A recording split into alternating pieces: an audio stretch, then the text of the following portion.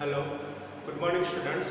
Welcome to our lecture Water Supply and Sanitary Engineering means WS and SE. तो as you know friends के previous chapter ની અંદર previous lecture ની અંદર we have discussed about conveyance of water, pipe fittings, joints in pipes and all the equipments related to conveyance of water. Pipe ના joints વિશે spigot joint, socket joint વગેરે વિશે આપણે ભણ્યા હતા. ઓકે, તો એ બધું હતું કન્વેયન્સ ઓફ વોટર, એટલે કે વોટર એક જગ્યાએથી બીજી જગ્યાએ કન્વે કઈ રીતે થાય છે એ આપણે ભણ્યા હતા. મેઇન સોર્સ હોય આપણને ખબર છે, ત્યાંથી વોટર સપ્લાય પંપ હાઉસ સુધી આપણે પાણી લાવવું પડે છે અને પછી પંપ હાઉસની મદદથી આપણે એ વોટર બીજી જગ્યાએ સપ્લાય કરતા હોઈએ છીએ. ઓકે, તો આ રીતે આખી ચેન બને છે અને એ ચેન પ્રમાણે આપણે વર્કઆઉટ કરવાનું હોય છે. ઓકે, તો હવેના લેક્ચરમાં એટલે કે આ લેક્ચરની અંદર આપણે વાલ્વ્સ એન્ડ ફિટિંગ્સ નામનું નવું યુનિટ જોઈશું. હવે વાલ્વ્સ એટલે તમને ખબર છે કે જનરલી આપણે વાલ્વ શબ્દનો પ્રયોગ કરીએ એટલે એક જ વસ્તુ આપણને યાદ છે કે પાણીનો સપ્લાય બંધ કરવા માટે અને ચાલુ કરવા માટે એક ડિવાઇસ જેવું આવે છે અથવા પાના જેવું આવે છે, જેને તમે આમ કરીને આમ ફેરવો, સપોઝ આ પાના જેવું છે અને આમ કરીને આમ ફેરવો તો તમારું પાણી બંધ થઈ જાય અને ઓપન કરો એટલે ચાલુ થાય.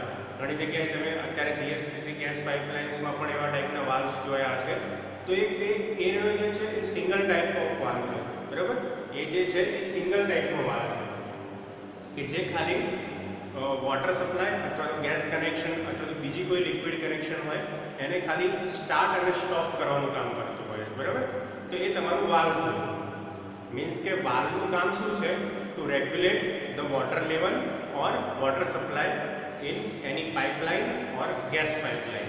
ઓકે, પાઇપલાઇનની અંદર જે પણ કંઈ રેગ્યુલેટ કરવાનું કામ થતું હોય છે એ બધું વાલ્વ્સથી થતું હોય છે.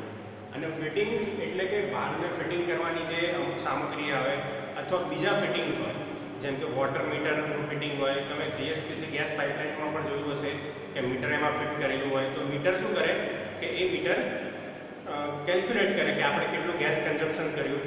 એવી રીતે વોટર મીટર છે એ પણ એ જ કરે કે આપણે કેટલું કન્ઝમ્પશન કર્યું એ ફિટિંગ્સ ઉપરથી આપણને ખબર પડે, બરાબર. વોટર મીટરનું ફિટિંગ હોય, ફેરાનું ફિટિંગ હોય, તો એના ઉપરથી આપણને ખબર પડે કે આપણે કેટલા વોલ્યુમ પાણીનો વપરાશ અથવા તો વોટરનો યુઝેસ કર્યો છે પર ડે. અને એ પ્રમાણે જો કદાચ કોઈ મ્યુનિસિપલ કોર્પોરેશન એનું કંઈક ટેક્સ નક્કી કરે તો ટેક્સ કેલ્ક્યુલેશન પણ એના બેઝ ઉપર જ થતું હોય છે. તો આ આખી એક સિસ્ટમ છે, conveyance of water, pipes and fittings અને વાલ્વ્સ એન્ડ ફિટિંગ્સ. ઓકે, તો હવે તમને ખબર પડી ગઈ હશે કે વાલ્વનો યુઝ કઈ રીતે થઈ શકે. તો જો, તો પાઇપ એપ્રેન્ટિસીસમાં શું આવે છે? એપ્રેન્ટિસીસ એટલે કે એના સાધન સામગ્રી અથવા તો સામગ્રી, ઇક્વિપમેન્ટ કે જે ફિટિંગ્સ માટે યુઝ થતા હોય. તો એની અંદર વાલ્વ્સ આવે, પછી સોકેટ્સ આવે, એલ્બોઝ આવે, બધી વગેરે વગેરે વસ્તુઓ આવતી હોય છે, બરાબર. તો એ બધાનો યુઝ શું થાય છે? તો to control the flow of water. વાલ્વ્સનો યુઝ શું થાય છે? To control of water, to control of flow of water, બરાબર. આપણે ફ્લોને કંટ્રોલ કરવું હોય, સપોઝ કોઈ જગ્યાએ નિશ્ચિત પ્રેશર ઉપર અથવા તો નિશ્ચિત વેલોસિટી, કોઈ કન્ફર્મ વેલોસિટી ઉપર જ આપણે એને ફ્લો થવા દેવું હોય તો પણ આપણે વાલ્વનો યુઝ કરીએ છીએ. તમે જોયું હશે કે સિમ્પલ ટાઈપના વાલ્વમાં તમે વાલ્વ અડધો ખોલો તો ધીમે ધીમે પાણી આવે છે, વાલ્વ પૂરો ખોલી નાખો તો એકદમ ફાસ્ટ અને રનિંગ વોટર આવતું હોય છે. તો આ પ્રમાણે તમે વાલ્વનો use to control the flow of water કરી શકો. બીજું એક છે કે to release the excessive pressure, to release the excessive pressure in the pipeline. પાઇપલાઇનની અંદર ઘણી વખત શું થતું હોય છે કે લિક્વિડ સૌથી વધારે ભેગું થઈ જાય અથવા તો લિક્વિડ વધારે ભેગું થઈ જાય તો એની અંદર શું થતું હોય છે કે આપણે એને એ પ્રેશરને રિલીઝ કરવાની જરૂર પડતી હોય છે. ઓકે, તો એના માટે પણ આપણે વાલ્વ્સનો યુઝ કરતા હોઈએ છીએ. એના પછી છે to eliminate the accumulation of excessive air.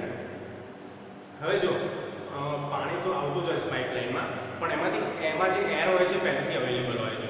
તો ઘણી વખત શું થાય કે જ્યારે એરનું સર્ક્યુલેશન ના થતું હોય અથવા એરનું એક્યુમ્યુલેશન ના થતું હોય, એટલે કે એર બીજી જગ્યાએથી બહાર ના નીકળતી હોય પાઇપલાઇનમાંથી, તો એ પાઇપલાઇનમાં પાણી અંદર જઈ શકતું નથી.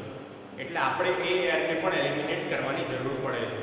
તો એના માટે પણ આપણે આ વાલ્વ્સ અને ફિટિંગ્સનો યુઝ કરતા હોઈએ છીએ. ઓકે, તો વાલ્વ્સ અને ફિટિંગ્સ શેના માટે યુઝ થાય તમને ખબર પડી ગઈ સૌથી પહેલું to control the flow of water, second one is to eliminate the excessive pressure in the pipeline, અને third one is to eliminate excessive air in the pipeline. બરાબર, આ ત્રણ મેઇન એમ છે આપણા વાલ્વ્સ અને ફિટિંગ્સ યુઝ કરવાના. બરાબર, તો આટલું જાણ્યા પછી હવે આપણે એના એપ્રેન્ટિસિસ ઉપર આગળ જઈ શકીએ. તો વાલ્વ્સ અને ફિટિંગ્સ શેના માટે યુઝ થાય તમને ખબર પડી ગઈ. બરાબર, ત્રણ વસ્તુ માટે યુઝ થાય છે. To eliminate the excessive pressure, to control the flow of water, અને to eliminate the excessive air in the pipeline. હવે apprentices use in water distribution system. હવે એપ્રેન્ટિસિસ કયા કયા યુઝ થાય છે વોટર ડિસ્ટ્રીબ્યુશન સિસ્ટમની અંદર, એ આ થિયરીમાં તમને આપેલું છે. આ થિયરીની અંદર તમને 7 કે 8 અલગ અલગ ટાઈપની ડિવાઇસીસ આપેલી છે કે જેને આપણે ફ્લો રેગ્યુલેટ કરવા માટે યુઝ કરતા હોઈએ છીએ. તો એ એક પછી એક આપણે જોઈશું કે કઈ રીતે યુઝ થતું હોય છે. તો એમાંથી સૌથી ફર્સ્ટ જે છે એ તમારું સ્લુઇસ વાલ્વ ઓર ગેટ વાલ્વ્સ છે. Second one is air relief valve, third one is reflux valve or check valves, અને ફોર્થ જે છે એ તમારું પ્રેશર રિલીફ વાલ્વ છે, અને ફિફ્થ જે છે તમારું સ્કોર વાલ્વ છે. તો આ 5 ટાઈપના વાલ્વ અલગ અલગ કામ માટે યુઝમાં આવતા હોય છે. તો એ પાંચે પાંચ વિશે આપણે જોવાનું છે કે કયું વાલ્વ કઈ જગ્યાએ કઈ કન્ડિશનમાં યુઝમાં આવતો હોય છે. ઓકે, એના પછી આના પછીની જે વસ્તુ આવશે એ આના વાલ્વ્સ કરતાં થોડું ડિફરન્ટ છે, એટલે મેં આ લેક્ચરમાં તમને લખ્યું નથી, એ આપણે નેક્સ્ટ લેક્ચરમાં જોઈશું. તો આ 5 ટાઈપના વાલ્વ હોય છે. એના પછી એક આવશે ફાયર હાઇડ્રન્ટ આવશે. હવે વાલ્વ્સ તો તમને ખબર પડી ગઈ. હવે ફાયર હાઇડ્રન્ટ શું છે તમને કહી દઉં શોર્ટમાં. તો ફાયર હાઇડ્રન્ટ એ બીજું કંઈ નહીં કે જ્યારે કોઈ જગ્યાએ આગ લાગે ત્યારે અમુક મેઇન વોટર સપ્લાયમાંથી આપણે પાણી લેવાની જરૂર પડતી હોય છે. જો ફાયર બ્રિગેડનું જે ઇક્વિપમેન્ટ હોય છે પોતાની સાથે પાણીનો જથ્થો લઈને આવતું હોય છે ઘણી વખતે, પણ એ limited to its vehicle capacity હોય. એની વ્હીકલ કેપેસિટી જેટલું વોટર જ એમાં આવી શકતું હોય છે. તો એક્સેસિવ વોટરની જરૂર પડે ત્યારે આપણે શું કરવાનું હોય છે? તો એક્સેસિવ વોટરની જરૂર પડે ત્યારે આપણે આ જે ફાયર હાઇડ્રન્ટનો યુઝ કરીએ છીએ. ફાયર હાઇડ્રન્ટમાં બીજું કંઈ નથી હોતું, એક ડિવાઇસ રાખેલી હોય છે કે જેની અંદર વોટર સપ્લાય ચાલુ હોય છે.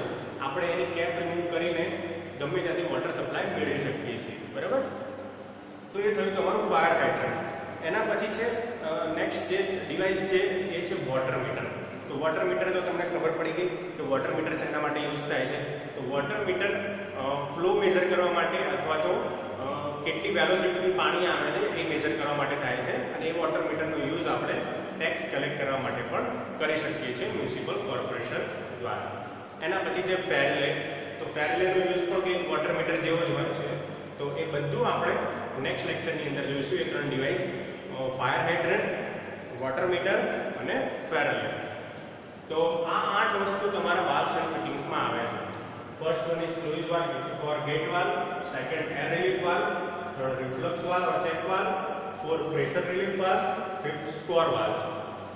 છઠ્ઠું છે તમારું વોટર મીટર, સાતમું છે તમારું ફાયર હાઇડ્રન્ટ, અને આઠમું છે ફેરલે. તો આ 8 વસ્તુઓ આપણે આ ચેપ્ટરની અંદર આ યુનિટની અંદર સ્ટડી કરવાની છે. તો વન બાય વન જોઈએ હવે. તો સૌથી પહેલો વાલ્વનો ટાઈપ છે સ્લુઇસ વાલ્વ ઓર ગેટ વાલ્વ. હવે આ ગેટ વાલ્વ નામ ઉપરથી જ ખબર પડી જાય કે એ ગેટને કંટ્રોલ કરવાનું કામ કરતો હશે. પણ ગેટને કંટ્રોલ કેવી રીતે કરે બરાબર એ જોઈ લઈએ આપણે. આનું મેઇન નામ છે control of water flow, on or of. આ બે વસ્તુ મેં અહીંયા લખી બરાબર, કંટ્રોલ ઓફ ફ્લો અને ઓન ઓર ઓફ.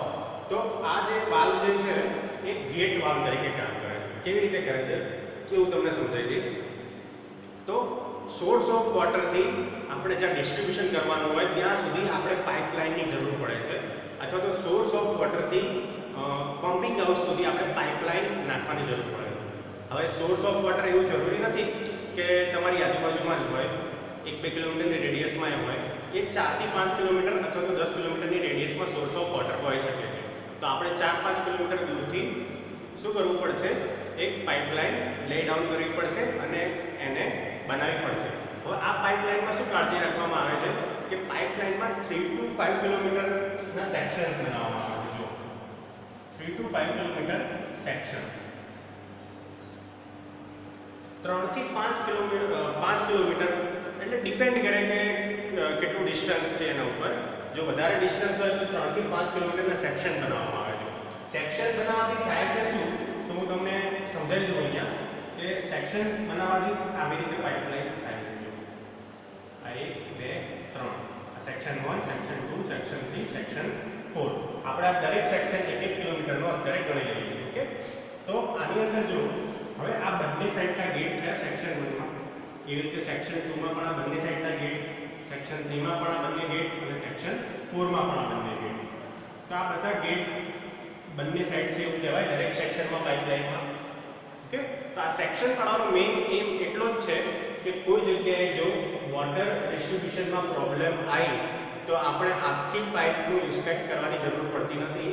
પણ જે જગ્યાએ પ્રેશર આપણું જે એક્ઝર્ટ થતું હોય એ થવાનું બંધ થઈ જાય તો આપણને પ્રેશર ડાઉન થાય તો ખબર પડી જાય કે સેક્શન 2 માં પ્રેશર ડાઉન થયું, સેક્શન 3 માં પ્રેશર ડાઉન થયું કે સેક્શન 4 માં ડાઉન થયું. બરાબર, તો એ ડાઉન થયેલા પ્રેશરને આપણે અહીંયાથી ડિટેક્ટ કરી શકીએ. અને જો હવે પ્રોબ્લેમ ક્યાં ઊભી થાય, ચલો ડિટેક્ટ થઈ ગયું ફોર્થ ગેટમાં આપણે પ્રોબ્લેમ છે, મતલબ પાઇપલાઇનના ફોર્થ સેક્શનમાં આપણે પ્રોબ્લેમ ક્રિએટ કરેલો છે અથવા તો આપણને ખબર પડી ગઈ છે. તો હવે ફોર્થ સેક્શનમાં પાણી લાવતું બંધ કરવું પડશે જો આપણે એનું રિપેરિંગ કામ કરવું હોય તો.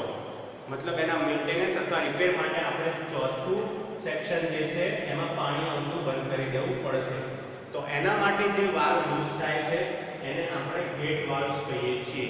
ઓકે, તો ગેટ વાલ્વનું કામ શું છે? ગેટ વાલ્વ અહીંયા હોય જો આ સેક્શનના ઇન અને આઉટ પોર્શન ઉપર આ બંને જગ્યાએ આ સ્લુઇસ વાલ્વ અને ગેટ વાલ્વ્સ લગાડેલા હોય જેની રચના આ પ્રમાણે હોય અને એનું ઉપરથી આપણે હેન્ડલથી યુઝ કરી શકતા હોઈએ છીએ.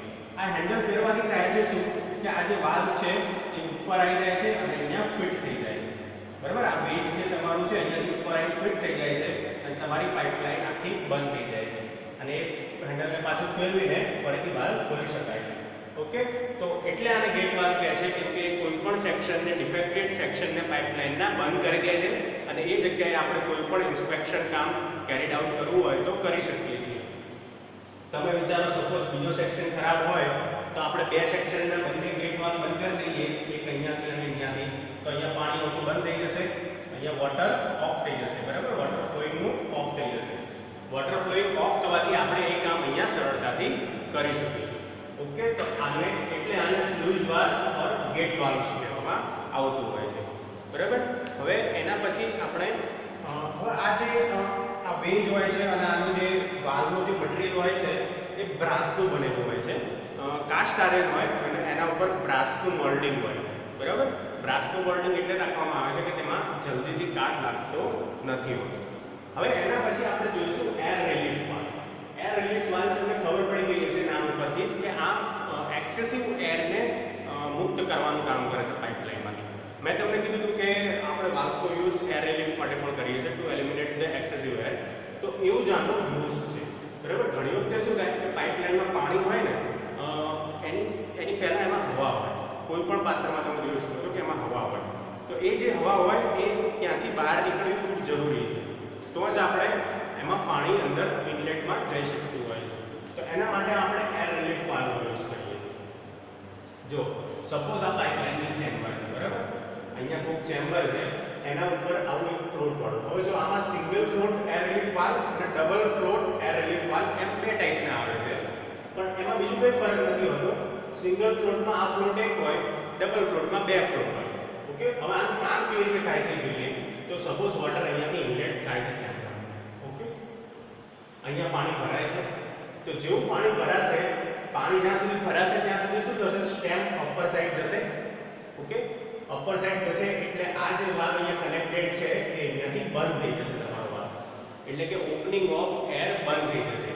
પણ જ્યારે અહીંયાથી પાણી ખાલી થવાનું ચાલુ થશે એટલે કે સ્ટેમ નીચે આવશે ત્યારે આ વાલ્વ અહીંયાથી ખુલવાનો ચાલુ થઈ જશે. એવું કેમ? કેમ કે પાણી ખાલી થતું હોય ત્યારે પાણીની જગ્યા કોણ લે છે? એર લે છે, એક્સેસિવ એર લે છે. તો એ એરને આપણે અહીંયાથી બહાર નીકાળવી ખૂબ જ જરૂરી બની જાય છે. તો એના માટે આપણે ઓપનિંગ ઓફ એર પ્રોવાઈડ કરીએ છીએ which is directly connected ઉપર આવશે અને વાલ્વ બંધ થઈ જશે. ઓકે, અને જ્યારે ફ્લોટ નીચે આવશે ત્યારે એની જગ્યા એર લેશે અને એર જે છે એ અહીંયાથી બહાર નીકળી જશે. ઓકે, તો જ્યારે સ્ટેપ નીચે આવે ત્યારે આ વાલ્વ ખુલે અને જ્યારે આ સ્ટેપ અપવર્ડ સાઈડ જાય ત્યારે વાલ્વ બંધ થઈ જતો હોય છે. તો આ સિમ્પલ રીતે આપણે એર રિલીફ વાલ્વનો યુઝ કરીએ છીએ.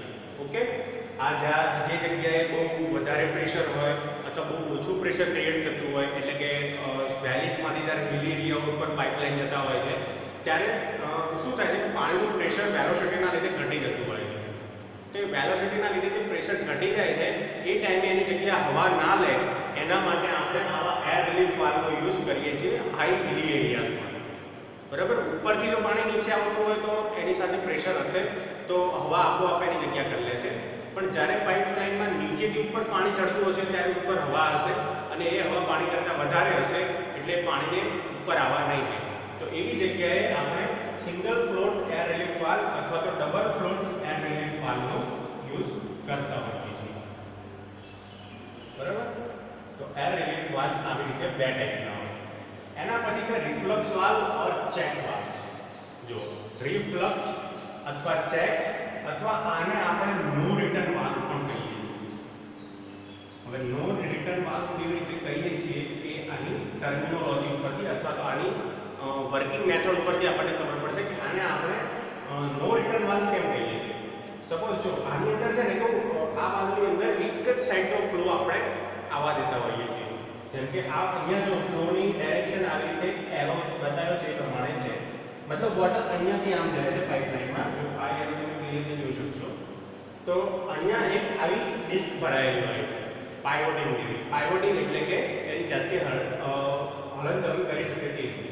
હવે જ્યારે પાણી અહીંયાથી ધક્કા સાથે આવશે તો આ પાઇવોટના લીધે શું થશે, આ ડિસ્ક ઉપર થઈ જશે. પણ જેવું પાણીનો ફ્લો પાસ થઈ જશે એવું પાઇવોટથી પાછી ડિસ્ક બંધ થઈ જશે. બરાબર, એટલે હવે જો પાણી અહીંયાથી રિટર્ન થાય તો બી આ ડિસ્કના લીધે પાણી પેલી સાઈડ જઈ શકે નહીં. એટલે કે રિટર્ન પાણી જઈ શકે નહીં અથવા તો ફ્લો ઓફ વોટર જે છે એ રિટર્ન થઈ શકતું નથી. એટલે આપણે આને નો રિટર્ન વાલ્વ કહીએ છીએ. ઓકે, અને નો રિટર્ન વાલ્વ આના માટે જ યુઝ થાય છે કે કોઈ જગ્યાએ ઇન્સ્પેક્શન કરવું હોય આપણે તો આપણે આવી જગ્યાએ વોટર સપ્લાય કરીને બંધ કરીને આગળના સેક્શનને આપણે રિપેર કરી શકીએ છીએ અને મેન્ટેન કરી શકીએ છીએ. અને ઘણી વખત એવું થાય છે કે આપણે પમ્પિંગ હાઉસમાં આ વાલ્વની ખાસ જરૂર પડતી હોય છે નો રિટર્ન વાલ્વની. કેમ કે એમાં જે સિલ્ટ ડેબ્રીઝ આવ્યા હોય, મતલબ કે જે અશુદ્ધિઓ આવી હોય એ એક વખત ઇનલેટ થઈ જાય પંપ હાઉસમાં, પણ આ વાલ્વ જો પંપ હાઉસમાં મૂકેલા હોય તો ત્યાંથી પછી મેઇન વોટર ડિસ્ટ્રીબ્યુશન સિસ્ટમની અંદર એક જે સિલ્ટ ડેબ્રીઝ અથવા અશુદ્ધિઓ છે એ પાછી જઈ શકતી નથી. કેમ કે પાછા જતી વખતે શું થાય છે, આ ડિસ્ક બંધ થઈ જાય છે એટલે પછી આપણે એ શુદ્ધ વોટરનો યુઝ અથવા તો જે ડેબ્રીઝ ફ્રી વોટર આપણે એમાંથી મેળવી શકીએ છીએ. તો રિફ્લક્સ વાલ્વ, ચેક વાલ્વ અને નો રિટર્ન વાલ્વનું કામ આ છે કે એક જ દિશામાં અથવા તો એક જ ડિરેક્શનની અંદર ફ્લો મેન્ટેન કરી રાખતું હોય છે. ઓકે, એના પછી ફોર્થ ટાઈપ જે છે તમારો એ છે પ્રેશર રિલીફ વાલ્વ. બરાબર, પ્રેશર રિલીફ વાલ્વ તમને ખબર પડી ગઈ કે આનું કામ પ્રેશરને રિલીફ કરવાનું છે. બરાબર, તો પ્રેશર ક્યારે વધે છે કે જ્યારે એક્સેસિવ વોટર આપણે પાઇપલાઇનમાં નાખી દઈએ છીએ ત્યારે. બરાબર, એની વેલોસિટી પણ વધારે હોય છે. જેવી વેલોસિટી વધારે હોય એટલું પ્રેશર વધારે હોય તો એ ટાઈમે આપણે આવા પ્રેશર રિલીફ વાલ્વની જરૂર પડતી હોય છે. તો પ્રેશર રિલીફ વાલ્વમાં શું હોય છે, બીજું કંઈ નથી. સપોઝ આ પાઇપલાઇન છે, અહીંયા આવી ડિસ્ક ફિટ કરેલી હોય છે. જો બરાબર, આ ડિસ્ક જે હોય છે ને, જો પ્રેશર વધે ને આ જે છે એ ઓટોમેટિક હોય છે. બરાબર, આનું જે કામ કરે છે ઓટોમેટિક હોય છે. જેવું પાઇપલાઇનમાં પ્રેશર વધશે તો આ ડિસ્ક આ સ્પ્રિંગની રચનાને કારણે ઉપર આમ દબાશે. દબાવવાના લીધે જે એક્સેસિવ લિક્વિડ હશે એ બધું બહાર નીકળી જશે અને પાઇપનું પ્રેશર મેન્ટેન થઈ જશે.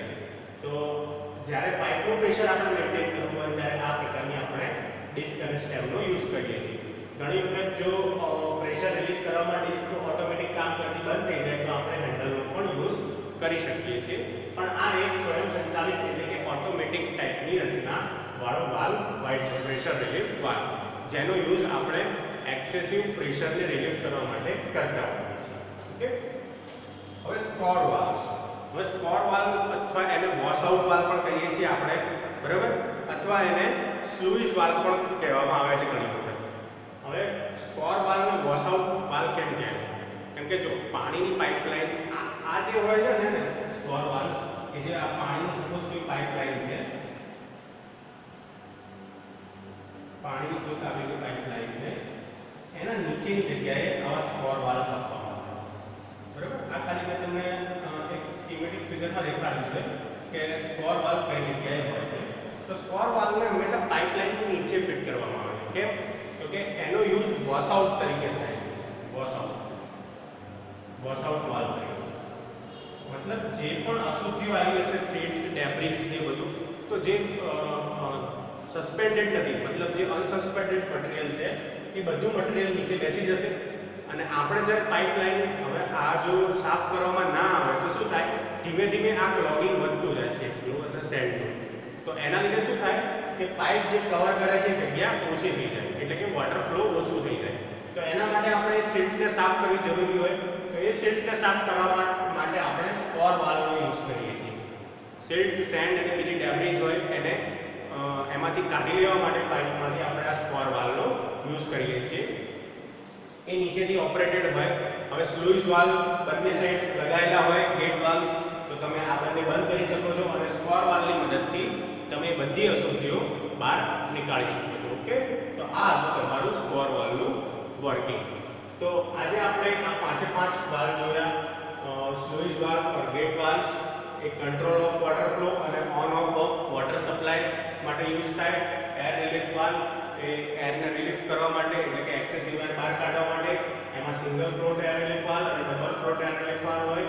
આ તમારો ફ્લોટ છે, અપવર્ડ જાય તો આ વાલ્વ બંધ થઈ જાય, ડાઉનવર્ડ જાય તો આ વાલ્વ ખુલી જાય. Okay, third one is reflux valve or check valve or no return valve. આ ત્રણેના નામ છે. એક જ બાજુથી પાણી જવા દે, સેકન્ડ સાઈડથી એન્ટ્રી થવા દેતું નથી પાણીની, એટલે કે રિટર્ન થવા દેતું નથી. પ્રેશર રિલીફ વાલ્વનો યુઝ આપણે પ્રેશરને રિલીફ કરવા માટે કરીએ છીએ.